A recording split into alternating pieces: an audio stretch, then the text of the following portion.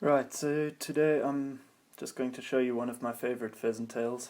I think it's one of the best all-round nymphs there is in the world, I reckon. You can use it just about anywhere. I particularly enjoy it for yellowfish, but trout love it as well. Um, you can do it with or without the hotspot. Personally, I quite like the hotspot. I don't fish a lot of flies with hotspots, but when I do, it is usually this one.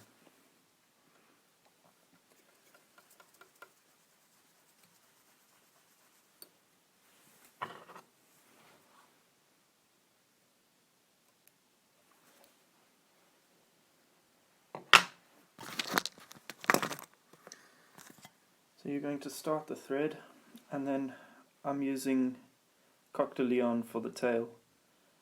I know some people prefer to use actual pheasant tail for the tail. Um, while it does have a nice look in the water, I don't think that it is durable enough, and I don't think it's as realistic, so I'll always use CDL for the tail rather.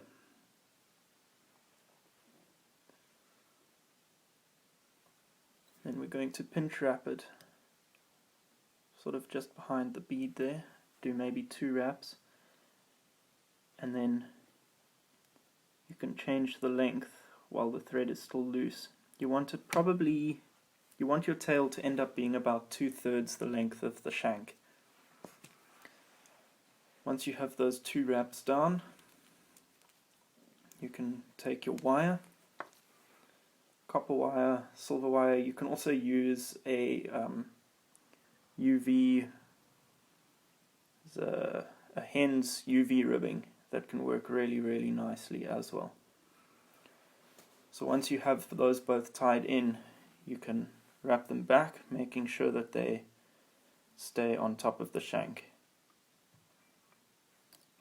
especially the tail in this case.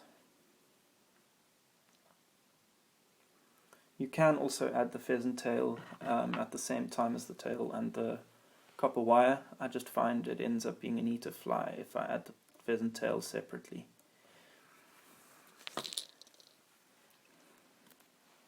I'll then take 3 strands of pheasant tail in this case, simply because the hook is quite big. I'm using a size 14 fulling mill jig force and a 3.5mm bead. This is about the biggest and heaviest that I ever go with this fly, really. It's not that you can't go bigger and heavier, it's just that in South Africa there are very few times when you'll need to.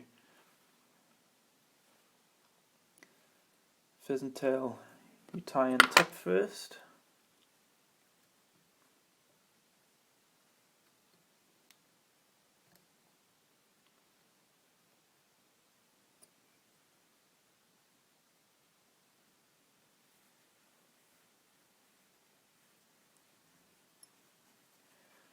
And then once that's tied in, you are going to make a slight taper with the body. How much taper you want is very much up to you.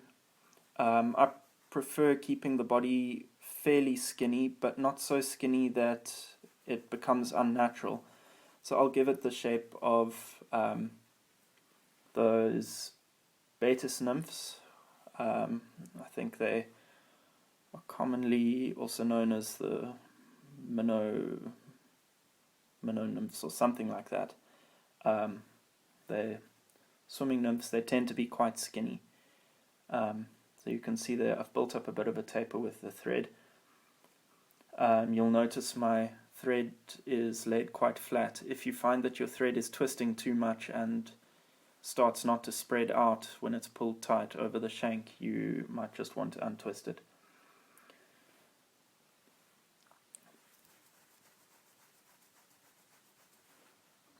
Right, now I have wrapped my thread a few times in preparation for what I'll do next. I have a rotary vise, which really helps in this case because I don't have to wrap my pheasant tail so much. I can just hold it and turn the vise, and this makes the entire process much more efficient.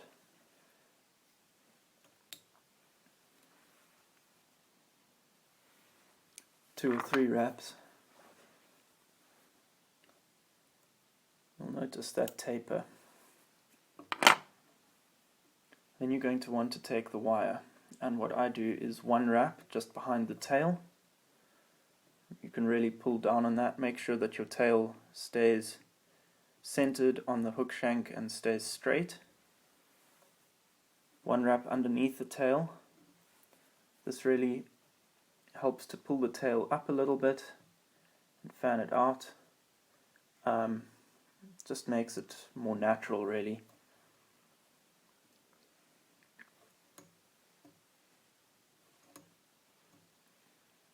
And then you will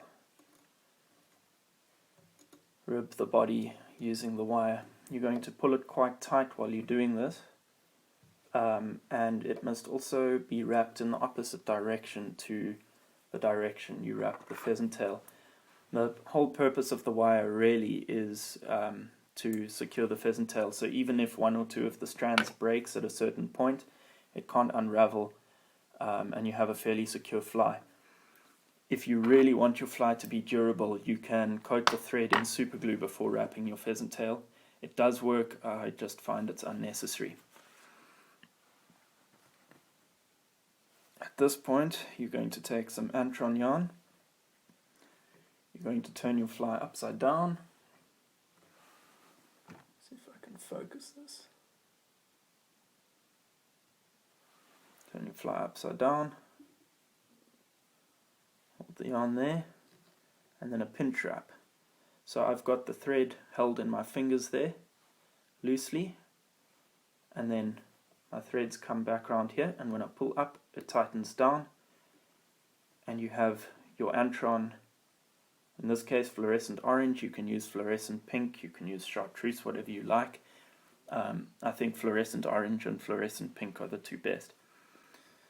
We'll see that this is now centered because of that pinch wrap. You can then take the excess on the side of the hook eye and trim that off. Just tie that in a bit better.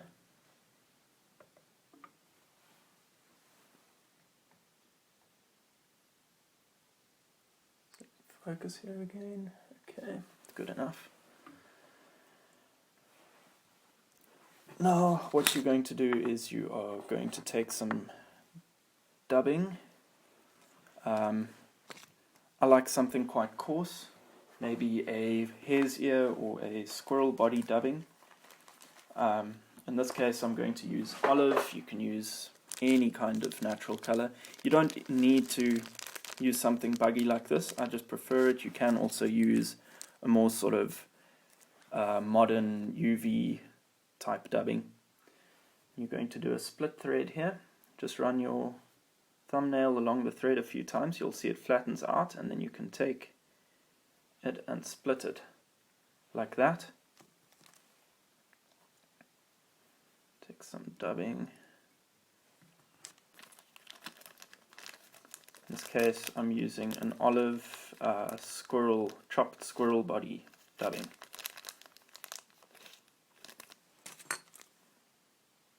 Personally I would prefer a brown color or maybe a natural, but olive is what's closest to me and it does work very well.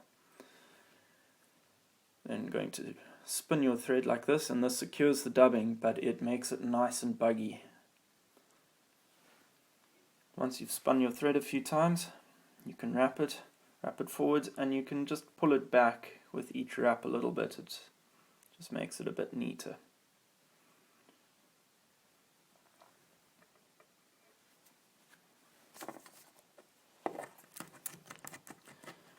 Now the cheat, take some super glue,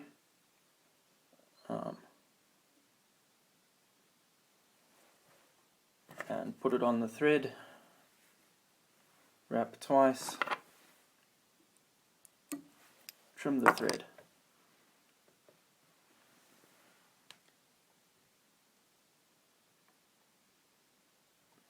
Now you're going to take your hotspot, and you're going to trim it just like that. now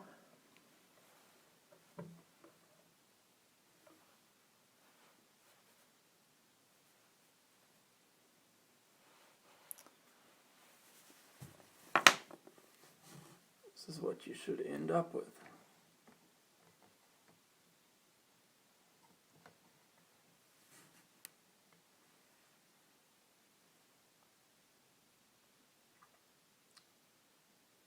And this thing is absolutely deadly on both trout and yellowfish. Deadly on browns, rainbows. It honestly doesn't matter where in the world you are. This is a fantastic starting fly for any trout stream, or any stream with any fish that eat nymphs.